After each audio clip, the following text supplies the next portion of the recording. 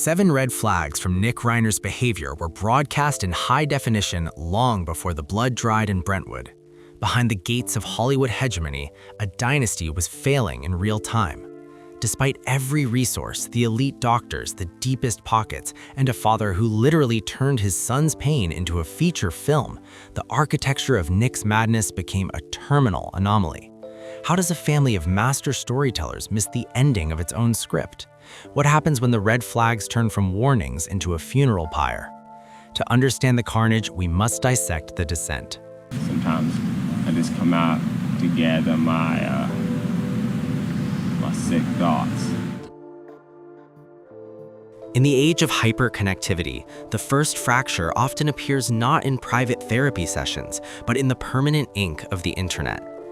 In 2016, a digital artifact surfaced that, in retrospect, feels less like a creative whim and more like a manifesto of a fracturing mind. Nick Reiner uploaded a video that defied the polished aesthetics of his Hollywood lineage. It was a mockumentary-style clip, grainy and dissonant, where he wandered through the Brentwood estate, the very site where the final tragedy would later unfold. The paradox of the footage lies in its casual delivery of chilling content. Nick appearing both manic and detached, rapped about being a snail and going to jail, alternating between nonsensical wordplay and flashes of intense aggression. He spoke directly to the lens, declaring, "I get crazy, you don't want to set me off." To a casual observer in 2016, this might have been dismissed as edgy performance art or the rebellious posturing of a director's son trying to find an alternative voice. But viewed through the lens of forensic psychology, this was a loud, broadcasted anomaly. The video serves as a primary source map of his cognitive architecture at the time. It revealed a crumbling boundary between reality and delusion, a hallmark of early-stage systemic breakdown.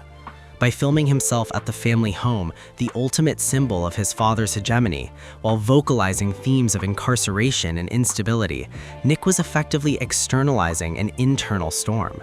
It was a digital cry for help that was cataloged, uploaded, and then largely forgotten by the public, filed away under the eccentricities of celebrity offspring. This wasn't just a video, it was a rhythmic warning shot fired from within the high security gates of Brentwood. Consequently, we must ask, how does such a blatant signal go unheeded? The answer lies not in a lack of visibility, but in a systemic failure to decode the language of a mind losing its grip on the material world. If the digital artifacts were the smoke, the clinical reality was the fire smoldering beneath the floorboards. To understand Nick Reiner is to understand the terrifying architecture of schizophrenia, a condition that does not merely influence behavior, but fundamentally reconfigures the subject's relationship with the material world. In the high-ceilinged rooms of the Reiner estate, a biological schism was occurring. Schizophrenia is often misunderstood as a simple break from reality, but in investigative terms, it is more akin to a systemic collapse of the brain's filtering mechanisms. The neurochemical pathways responsible for distinguishing internal thought from external stimuli begin to fray. For Nick, the world likely became a sensory bombardment where the distinction between a father's advice and a perceived threat was irrevocably blurred. The tragedy of this mental architecture lies in the paradox of pharmacological intervention. To treat this static of psychosis, medical professionals rely on heavy-duty antipsychotics, substances designed to dampen the dopamine pathways. However, this often creates a chemical straitjacket effect. The patient experiences a hollowing out of the self. The hallucinations may retreat, but the personality, the creative spark, and the basic joy of existence often vanish with them. This leads to the most dangerous phase of the architectural collapse, the cycle of non-compliance. Reports indicate that Nick struggled with this exact volatility. When the medication made life feel gray and listless, the instinct was to abandon the regime. Consequently, the brain enters a state of a rebound psychosis, where the symptoms return with a sharpened, more aggressive edge. In the vacuum of a Brentwood mansion, all the resources of a Hollywood dynasty could buy the best doctors, but they could not buy the patient's internal consent to remain numb.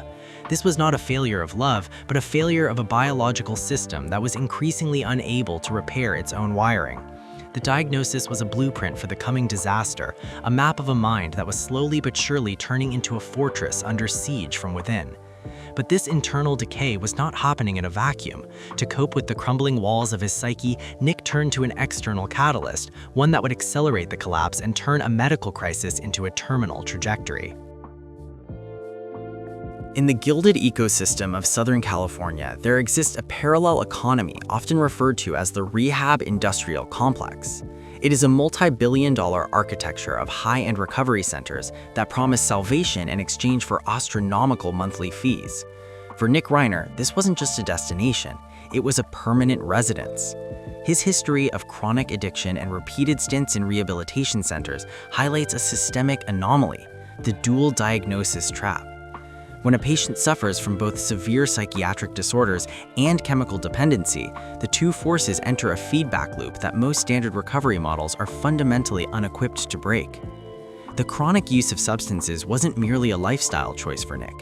It was a desperate, albeit destructive, attempt at self-medication. When the static of schizophrenia became deafening, the substances offered a temporary chemical silence. But this silence came with a heavy tax. Each cycle of use and subsequent detox further eroded the brain's neuroplasticity, making the underlying mental illness increasingly resistant to treatment. We see a pattern of revolving door recovery, a series of entries and exits from pristine facilities that look more like five-star resorts than medical clinics. This creates a dangerous mirage of progress. The family sees a clean drug test and assumes the crisis is averted, while beneath the surface, the structural integrity of the mind continues to liquefy. The paradox of the Reiner wealth meant that Nick had access to every possible intervention, yet this very access may have facilitated a sense of consequence-free experimentation. In these elite circles, going to rehab can become a social punctuation mark rather than a life-altering transformation. By the time Nick reached his late 20s, the count of his rehab tours had reached double digits. Each failed attempt wasn't just a setback, it was a catalyst that hardened his resentment toward the systemic structures of his life. He wasn't just battling a craving, he was battling a perceived hegemony of doctors and parents who were trying to fix a soul that he felt was already beyond repair. As the chemicals and the neurochemistry continued their violent collision, Nick began to search for a new medium to express his mounting frustration, a way to turn his internal trauma into a public spectacle. In Hollywood, trauma is often treated as raw material for the industry's assembly line. For Nick Reiner, the boundary between his lived agony and cinematic fiction vanished with the release of the 2015 film Being Charlie. Directed by his father, Rob Reiner, and co-written by Nick himself, the film was marketed as an autobiographical coming-of-age story about a young man struggling with addiction and a distant, politically ambitious father. But beneath the surface of this creative collaboration lay a profound psychological anomaly. This wasn't just art, it was a meta-narrative of a domestic Cold War, a public exorcism of private demons staged in front of a global audience. The film acts as a high-definition window into the Reiner household's power dynamics. In it, the protagonist, Nick's avatar, is portrayed as a victim of a systemic lack of empathy, trapped in a cycle of rehab centers and parental disappointment. By co-writing this with his father, Nick was engaging in a paradoxical act. He was inviting the very person he resented to help him curate and commodify that resentment. The silent scream of the script revealed a fundamental fracture in their relationship. It painted a picture of a son who felt his identity was being erased by the shadow of a legendary patriarch, and a father who believed that by turning the pain into art, he could somehow bridge the distance between them. However, the catharsis promised by the film's release was a mirage. While the critics analyzed the pacing and the performances, they missed the desperate reality. Nick was writing his own suicide note to his previous life. The film gave a voice to his pain but offered no resolution for the chemical and neurological storms raging in his head. Instead of healing the wound, Being Charlie may have inadvertently codified it. It transformed Nick's trauma into a fixed public identity, a brand of the troubled son, from which he could never truly escape. The film wasn't a breakthrough, it was a performance of recovery that masked a deepening descent into darkness. As the spotlight from the film faded, the reality of Nick's condition remained, stripped of its cinematic gloss. The performance of stability could only be maintained for so long before the mask began to slip in the most public of settings.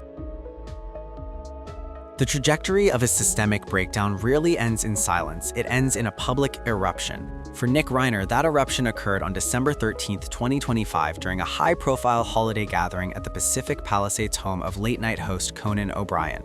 In an environment defined by the social hegemony of Hollywood's A-list, think names like Bill Hader and Jane Fonda, Nick was no longer a guest, he was a ghost, a presence that unsettled the very atmosphere of the room. Witnesses described a man detached from the festive spirit, wandering through the crowd with a 1,000-yard stare, cornering celebrities with intrusive, nonsensical questions about their fame. The anomaly reached a breaking point when Nick reportedly interrupted a private conversation between Conan and Bill Hader. When rebuffed, Nick didn't just retreat, he transitioned into a state of visible, vibrating agitation.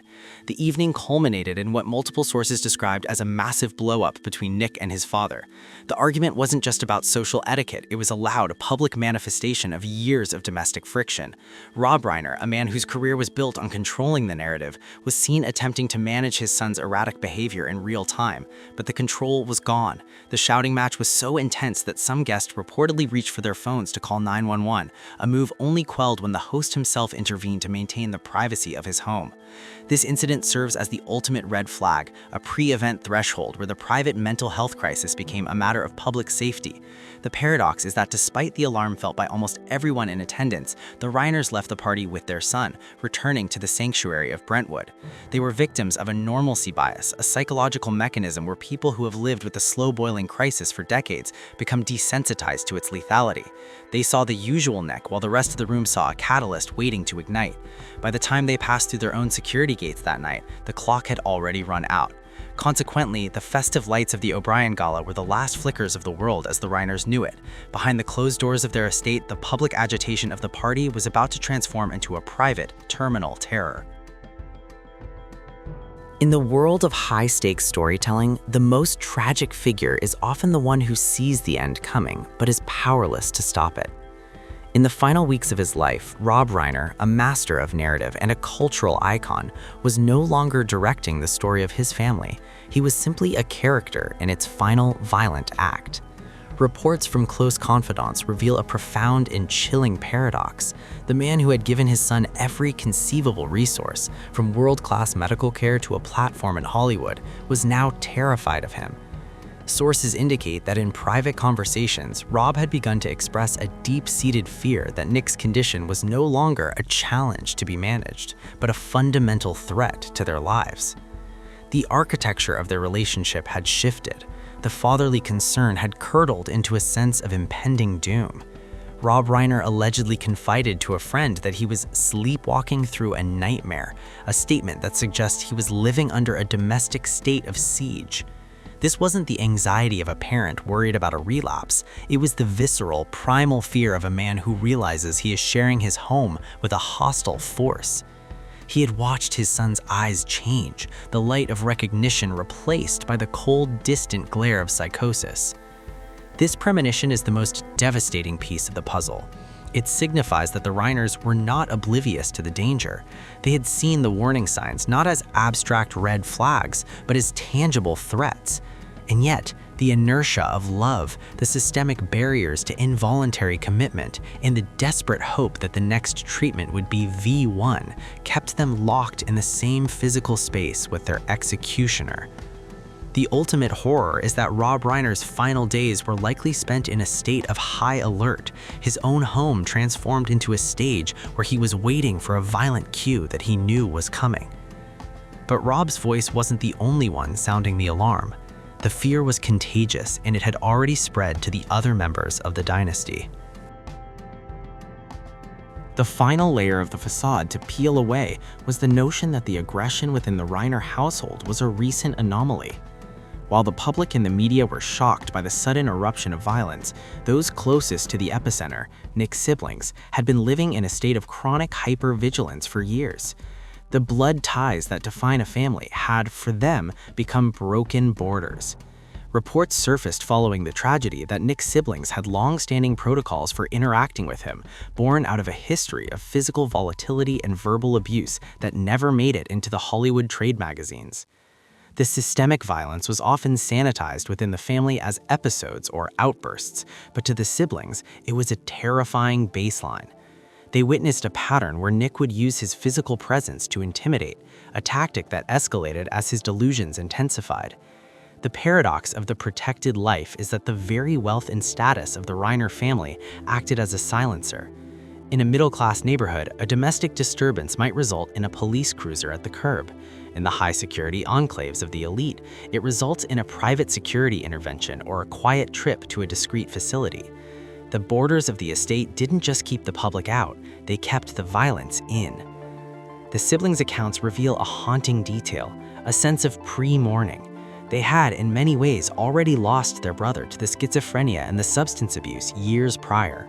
What remained was a volatile stranger who shared their DNA, but none of their reality. One sibling reportedly moved out of the family orbit entirely, creating a physical distance to mirror the psychological one, a self-imposed exile driven by the instinct for survival. This was the final, most definitive red flag. When the people who know you best begin to build walls against you, the systemic collapse is no longer a possibility, it is a certainty. The tragedy was not that the system failed to see the danger, but that the family, the doctors, and the industry had become so accustomed to the architecture of the crisis that they forgot it was built on a foundation of shifting sand. The tragedy of the Reiner family is not merely a story of a domestic anomaly. It is a systemic critique of our modern illusions regarding safety, status, and the limits of intervention. We are conditioned to believe that with enough capital, enough experts, and enough love, any psychological dissent can be arrested. But as the Brentwood estate proved on the morning of December 14, 2025, there are neurobiological storms that no amount of Hollywood hegemony can pacify. The high walls designed to protect the dynasty's privacy inadvertently became the boundaries of a silent, terminal vacuum. The paradox lies in the safety we buy for ourselves.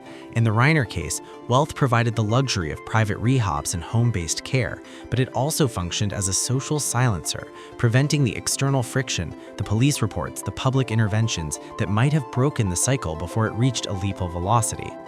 The red flags were not invisible, they were simply absorbed into the fabric of an elite life that prioritizes discretion over disruption.